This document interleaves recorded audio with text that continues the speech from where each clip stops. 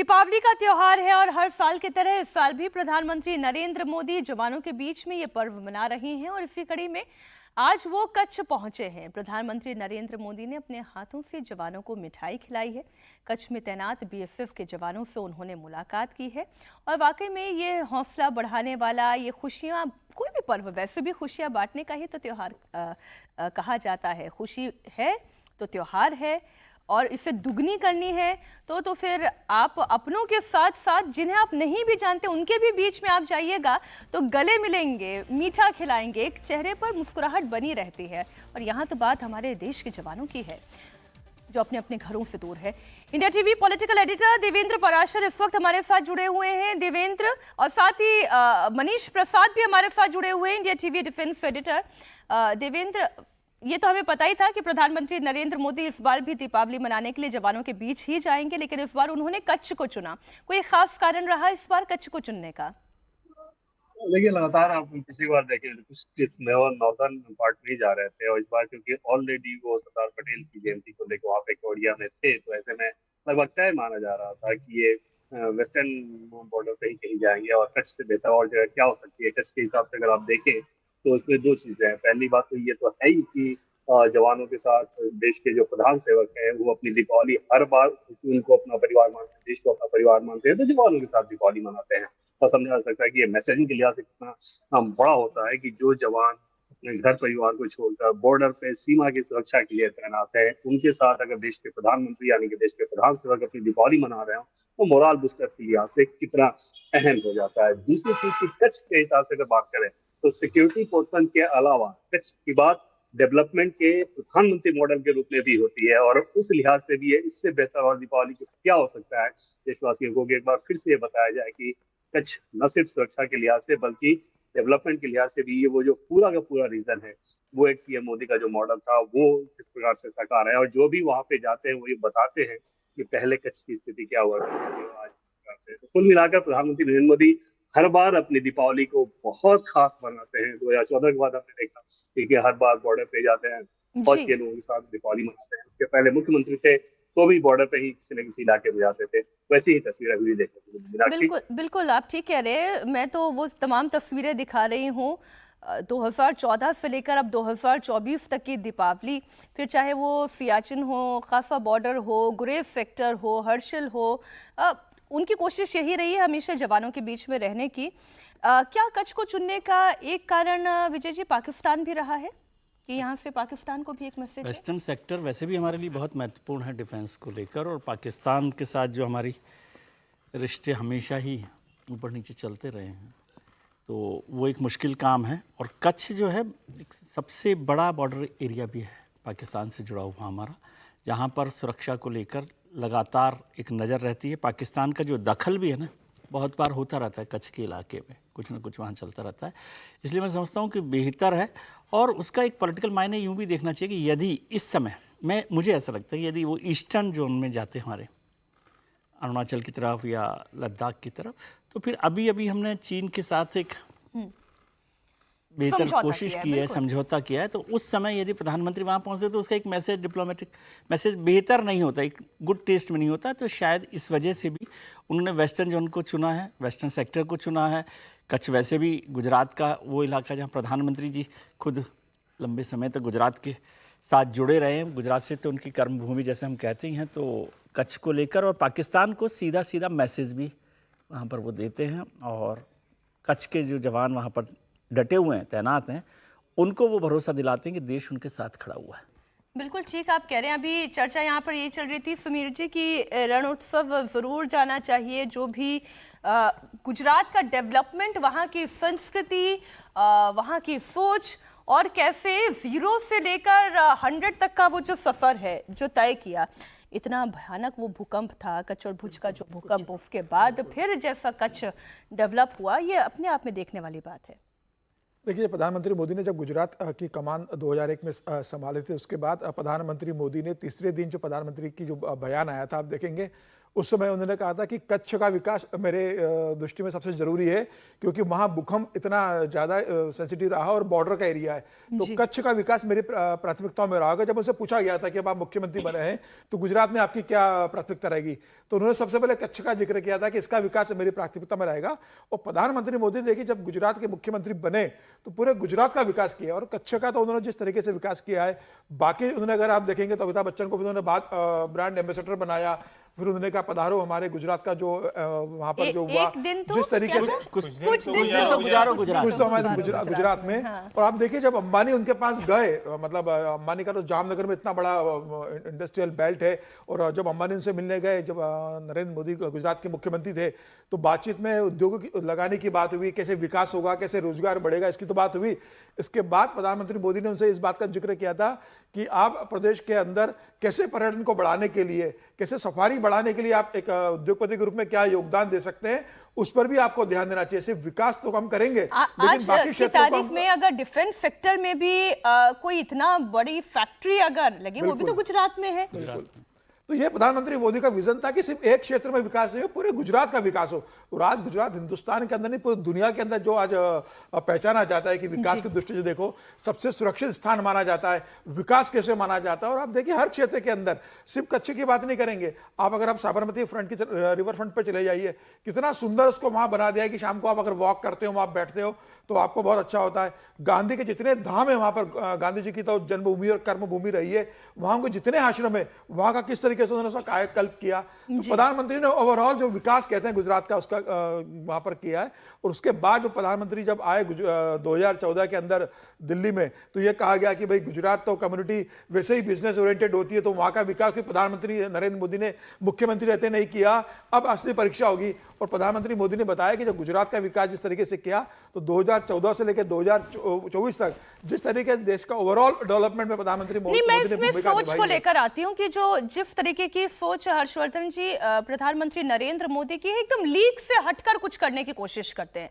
फिर चाहे वो गुजरात के डेवलपमेंट की बात हो, या फिर ये जवानों के साथ बॉर्डर पर दीपावली मनाने की बात हो। कहने को पहले भी इतने सारे हमारे देश के प्रधानमंत्री रहे हैं, लेकिन इस तरीके की सोच लेकर आना कि मैं हर बार जवानों के बीच में जाऊंगा, कभी वेस्टर्न सेक्टर में जाऊंगा, कभी ईस्टर्न सेक्टर में जाऊंगा, लेकिन मैं जाऊंगा जवानों के बीच ही, और वहां पर दिवाली मनाऊंगा, वहां पर त्योहार मनाऊंगा, ये सोच भी तो लीक से हटकर ही है।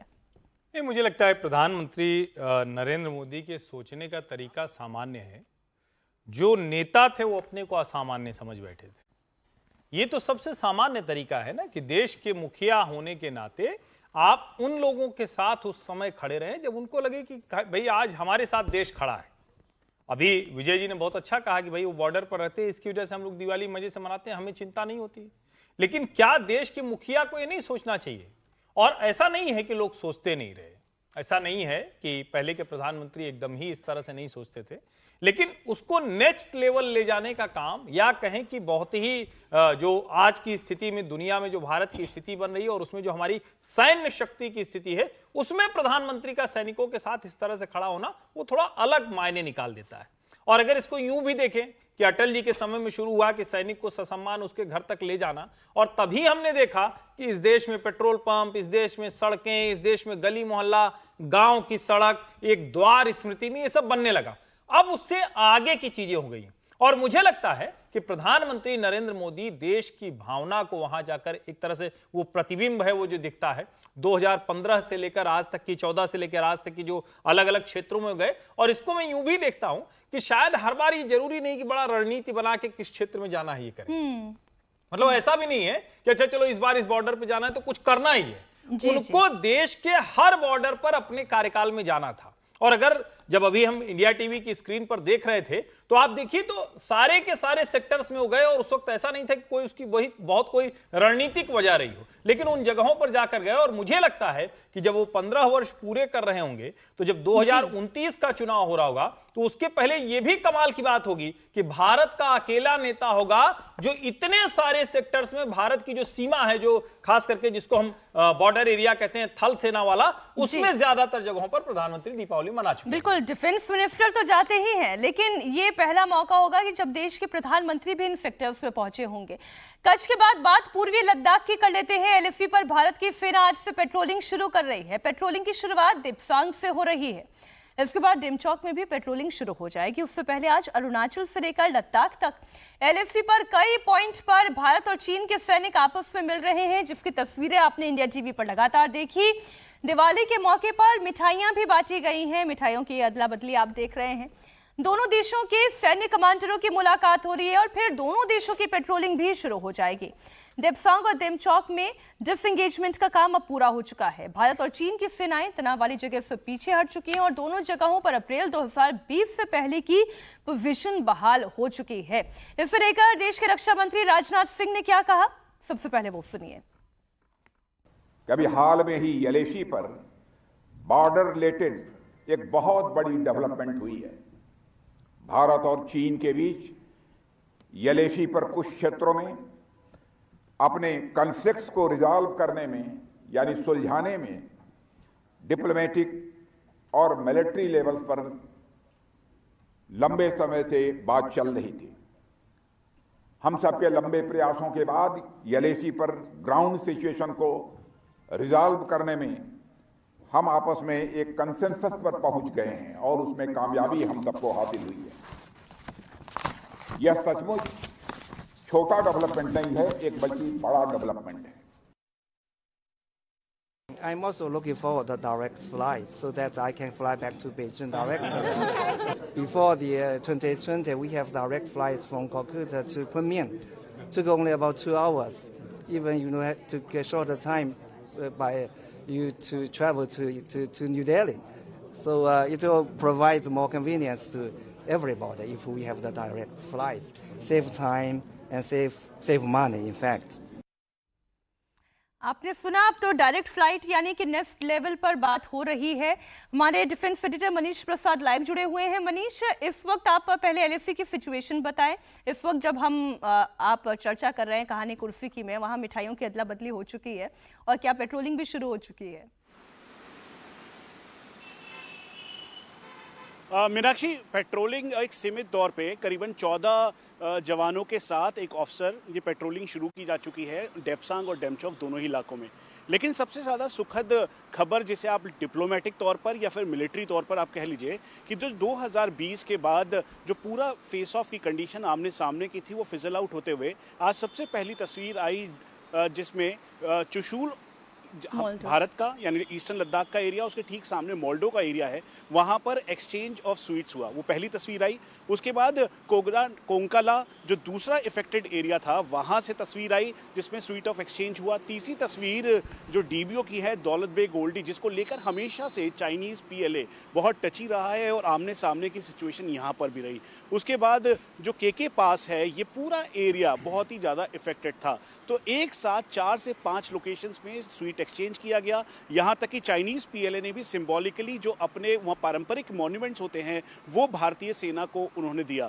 यहाँ पर ये सभी जो कर्नल एंड बिलो लेवल यानी लोकलाइज्ड लेवल पर ये स्वीट ऑफ एक्सचेंज हुआ। यहाँ पे जो लोकल कमांडर्स थे वो आमने सामने थे, उन्होंने स्वीट एक्सचेंज किया और साथ में एक पारंपरिक तौर पर एक मोमेंटो भी एक्सचेंज किया गया। अब इसका असर क्या है? दरअसल इसका असर है आने वाले दिनों में जो अब पेट्रोलिंग रुक गई थी खासतौर पे डेप्सांग और डेमचौक के एरिया में, उसके अलावा पहले ही रिजॉल्व कर लिया गया था जिसमें गलवान, गोगरा, हॉट स्प्रिंग और पेंगोंगसो का इलाका था। उसके बाद इन एरियाज में काफ़ी लॉक कंडीशन थी और बायलैटरल टॉक्स के बाद ये बिल्कुल तय हो गया कि अब यहाँ पर स्थिति सामान्य होगी और इसी का असर आज देखने को मिल रहा है कि 2020 के बाद आज ये पहला मौका है जब यहाँ पर स्वीट एक्सचेंज की जा रही है। 2019 का आपको एक जिक्र बताता हूँ, एक वाकया जब मैं खुद भारतीय सेना के साथ मोल्डो गया था चाइनीज पीएलए के चाइनीज डे के दौरान। उस समय के बाद से अभी तक कोई भी एक्सचेंज ऑफ स्वीट्स नहीं हुआ था, लेकिन आज ये तस्वीरें बहुत ही सुखद है और ये बताती है कि डिप्लोमेटिक और साथ में राजनीतिक या कूटनीतिक जो रिलेशनशिप के साथ जो मिलिट्री रिलेशनशिप है वो आगे बढ़ेगा और आने वाले देखिए, तनाव घटना किसी भी देश के लिए बहुत जरूरी है क्योंकि एक स्टैंड ऑफ वाली सिचुएशन हमेशा बनी रहे, न जाने कब जंग छिड़ जाए। इससे सबसे ज्यादा नुकसान केवल एक देश का हम क्यों कहें, अवधेश जी, दोनों ही देशों का नुकसान है। अगर किसी भी जंग में कोई देश अगर जाता है तो केवल चीन का ही नुकसान थोड़ी ना है, भारत का भी नुकसान है। लेकिन भारत की कूटनीति की ताकत और क्षमता की आज बार बार तारीफ करने की आवश्यकता नहीं है कि उन्होंने चीन को झुका दिया, ड्रैगन को झुका दिया। नहीं, चीन के साथ युद्ध में और तनाव में भारत को क्षति ज्यादा होती है, क्योंकि चीन अपनी रणनीति के हिसाब से, लंबी योजना के हिसाब से चीजें करता है। 1962 के युद्ध में भी उसको लंबा युद्ध नहीं लड़ना था, उसका अपना एक लक्ष्य था कि हम कहाँ तक जाएंगे, भारत को कैसे दबाव में लाएंगे और कहाँ से हम स्ट्रेटेजिक सिचुएशन में भारत को दबाव में बनाए रखने और पाकिस्तान के साथ मिलकर उनको परेशान करने लायक रहेंगे। और वहां तक आया, उन्होंने एक पक्षीय रूप से युद्ध समाप्त कर दिया। तो चीन एक रणनीति से चलता है और यह भी उसकी एक रणनीति का हिस्सा था। अन्यथा 1962 के बाद जब कभी दोनों समझौता कर लेना रणनीति का हिस्सा था या भारत की ये ताकत थी कि उनको रोक लिया कि यहीं रुक जाओ? तो उस समय क्या नहीं, उसकी गलतफहमी थी। तो 2017 में ही उसकी गलतफहमी दूर हो गई, जब डोकलाम में उन्होंने भूटान को, चूंकि भूटान ने उनके दूतावास के लिए जगह नहीं दिया था, भूटान भारत के साथ था, उसकी सुरक्षा की जिम्मेवारी हमारी थी, तो उन्होंने जो कोशिश की थी वहां की, वहां हम स्ट्रेटेजिक पोजीशन में पहुंच जाएं और फिर भूटान को दबाव में लाएं, फिर भारत को। तो उसमें भारत ने जो शौर्य और वीरता और साथ साथ अंदर का संकल्प दिखाया सरकार ने, उसमें तो कोई बातचीत नहीं हुई कि 72 दिनों तक, 71 दिनों तक हमारी सेनाएं डटी रही और जब तक वो अपना टेंट पेंट उखाड़ पखाड़ के नहीं ले गए या छोड़ के नहीं चले गए, सुना ट्रैक्टर से लेके बहुत सारी चीजें वहीं छोड़ के चले गए थे। यहां भी उनकी रणनीति वही दबाव डालने की थी और एकदम जिसको कहते हैं गुंडे मवाली जैसे लड़ाई लड़ते हैं, वैसे उन्होंने हाथ में रॉड लेकर के, ईंटें लेकर के और वो तार में क्या क्या कंटीले जो है बने हुए थे, उससे आकर के रात में एकाएक हमला किया। हमारे 40 जवान शहीद हो गए, उसमें उनका आत्मोत्सर्ग हो गया। उसके बाद फिर भारतीयों ने भी दिखाया। माना जाता है मैं आपको रोक रही हूँ क्योंकि एक बड़ी इंटरेस्टिंग तस्वीर है, ये देखिए, दर्शकों के सामने रख दी है। बीच में से एक नाला बह रहा है और एक तरफ भारतीय सैनिक दिख रहे हैं, दूसरी तरफ चीनी सैनिक दिख रहे हैं। अब इसे थोड़ा सा और ज्यादा डिटेल में मनीष हमें बताएंगे। मनीष, ये जो तस्वीर इस वक्त हम अपने दर्शकों को दिखा रहे हैं, एग्जैक्टली ये किस पॉइंट की है और क्या हो रहा है इस वक्त? देखिए, ये जो तस्वीर आप देख रहे हैं इस समय स्क्रीन पर, ये हॉट स्प्रिंग का है और इस दोनों के बीच में जो एक आपको लोहे का ब्रिज दिखाई दे रहा है, दरअसल ये 10 फीट का ब्रिज है और ये लाइन ऑफ एक्चुअल कंट्रोल आप इसे समझ लीजिए। और ये ऐसी तस्वीर है जिसे देखने के लिए आप ये समझ लीजिए 5 वर्षों का लंबा इंतजार करना पड़ा। 21 राउंड की कोर कमांडर लेवल टॉक्स हुई, 14 राउंड्स की WMCC की मीटिंग हुई और इसमें चाइनीज PLA और भारतीय सेना के जो ऑफिसर्स हैं वो एक दूसरे को सल्यूट कर रहे हैं। आप स्पीकर देखेंगे, लाउड स्पीकर लगा हुआ है, वहां पर उससे अनाउंसमेंट किया जाता है कि लाइन ऑफ एक्चुअल कंट्रोल को जब भी अगर क्रॉस करने की कोशिश चाइनीज PLA के द्वारा हुई तो इसी स्पीकर के द्वारा अनाउंसमेंट की गई। तो ये एक बहुत ही इंपॉर्टेंट मनीष, मैं आपको इसके बीच में रोक रही हूँ क्योंकि मैं तो ये तस्वीर क्योंकि अपने फोन में देख रही हूँ और बहुत जूम करके देख रही हूँ। और विजय जी, आप भी देखिए, मुस्कुराते हुए दिखाई दे रहे हैं, चीन का सैनिक भी मुस्कुराते हुए दिख रहा है। अच्छा, ये कच्छ से भी तस्वीर देखिए आ गई है, वीडियो आ गया। अभी तक आपने केवल फोटोज देखी थी, अब ये वीडियो आ गया है। प्रधानमंत्री नरेंद्र मोदी BSF के जवानों के साथ और शायद वहां पर किस तरीके से पेट्रोलिंग होती है, किन किन इक्विपमेंट्स का इस्तेमाल किया जाता है और क्या सैनिकों को, हमारे जवानों को कोई समस्या तो नहीं आती। मुझे लगता है कि क्योंकि प्रधानमंत्री नरेंद्र मोदी का व्यक्तित्व ऐसा है कि वो एक एक बारीक से बारीक इंसाइट जानने की कोशिश करते हैं, तो शायद ये सारी चर्चा हो रही होगी और अब मिठाई खिला रहे हैं विजय जी। नहीं, वो केवल औपचारिक यात्राएं, औपचारिक दौरे आमतौर पर नहीं करते।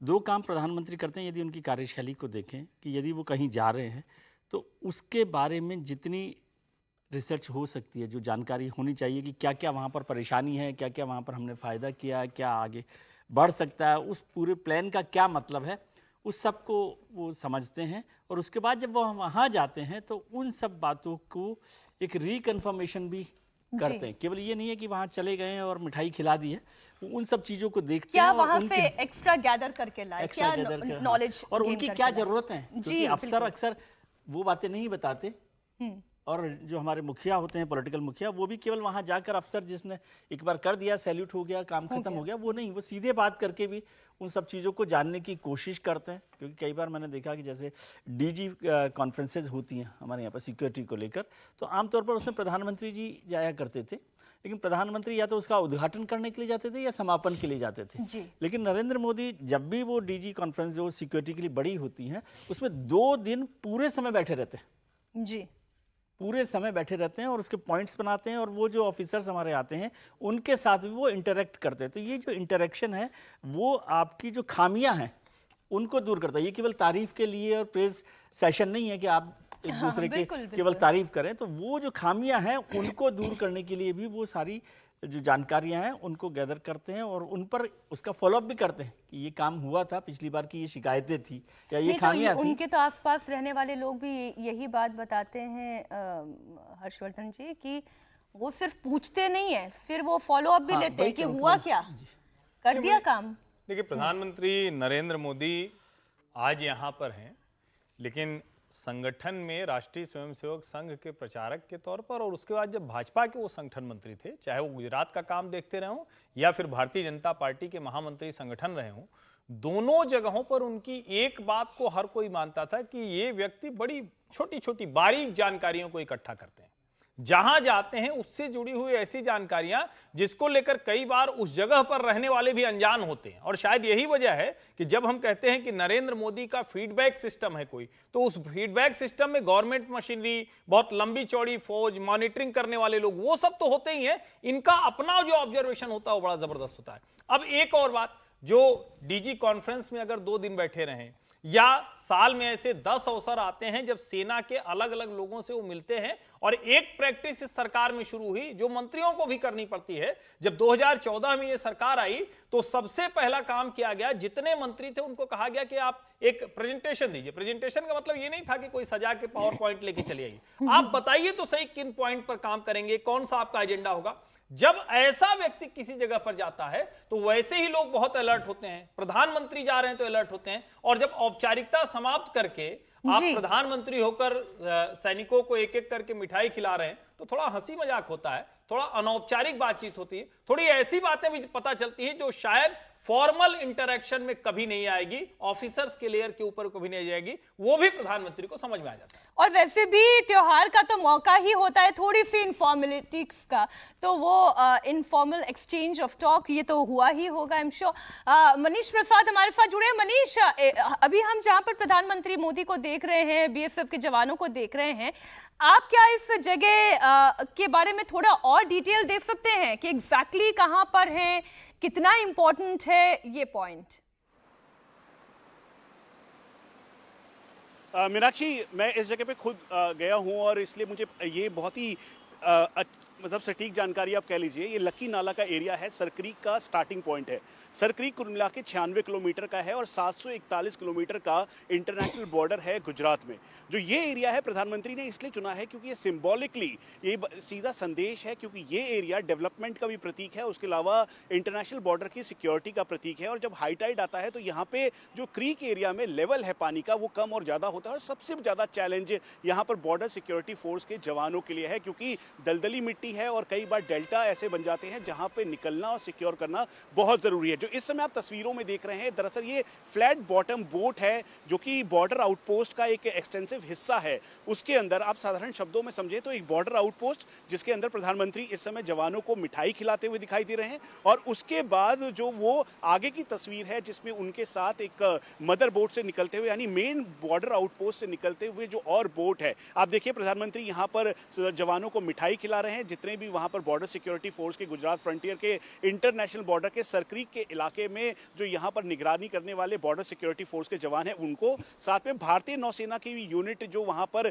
सर्विलांस करती है उनके जवान भी यहाँ पर मौजूद हैं। और फिर उसके बाद प्रधानमंत्री की जो दूसरी तस्वीर है जिसमें प्रधानमंत्री ये दिखाई दे रहे हैं कि प्रधानमंत्री बोट पर बैठे हैं, दरअसल वो फ्लैट बॉटम बोट है। उसका इस्तेमाल इसलिए किया जाता है क्योंकि कई बार क्रीक के इलाके में जो पानी का स्तर है वो कम होता है, ज़्यादा होता है, और प्रधानमंत्री को आगे तक ले जाया गया उस एरिया तक जहां पर हम डोमिनेट करते हैं। इसीलिए प्रधानमंत्री साथ में उनके साथ 2 और सिक्योरिटी के तौर पर जो बाकी बोट्स थी वो दिखाई दी, और इस समय प्रधानमंत्री नरेंद्र मोदी का अभिवादन और स्वागत करते हुए जो जितने भी जवान हैं वो दिखाई दे रहे हैं, और प्रधानमंत्री उनको जो यहाँ से मिठाई लेकर गए थे वो खिलाते हुए दिखाई दे रहे हैं। जो पूरा एरिया है ये एक तरीके से डेल्टा आप समझ लीजिए, यानी दलदली मिट्टी और साथ में पानी का वो एरिया है जहां पर बहुत ज्यादा चुनौतियां बॉर्डर सिक्योरिटी फोर्स और भारतीय नौसेना और यहां तक कि आर्मी की एक ब्रिगेड यहां पर है उनके जवानों के लिए है, क्योंकि इसको अब देखिए आज की ये दोनों ही तस्वीरें मनीष कितनी खास थी। एक इतनी बड़ी चुनौती जो LAC पर थी, उस चुनौती से भारत ने अगर ये कहें कि पार पा लिया है, ड्रैगन को झुका पाने में, एक समझौता करने में भारत कामयाब हुआ है। भारत की ये कूटनीति की ताकत है। और दूसरी तस्वीर प्रधानमंत्री नरेंद्र मोदी की, जो जवानों के बीच में उन्होंने ये त्योहार मनाया है और ऐसी उनकी सोच है, ये कितनी खास है। बहुत शुक्रिया मनीष आपका।